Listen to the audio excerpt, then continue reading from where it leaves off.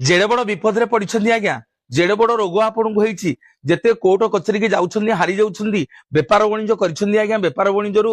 हार मानि जाउछन्ती बेपार वाणिज्य होउनी रोगाग्रस्त सबु बेले मेडिकल को डाक्तरखाना को दौड़ुछन्ती विपद रे चिंता रे सब बेले घरे आज्ञा दिन कटुनी सब बेले लुह गडुछि आखिरु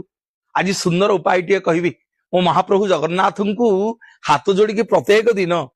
जेते बेले आपनको समय मिलिबो आज्ञा दिन राति जगन्नाथ को एई मंत्रटी जप करिवे कौन ना नीलाचल निवासाय नित्याय परमात्मने बलभद्र सुभद्राभ्यां जगन्नाथायते नमो नमो आउ थरे कहूची नीलाचल निवासाय नित्याय परमात्मने बलभद्र सुभद्राभ्यां जगन्नाथायते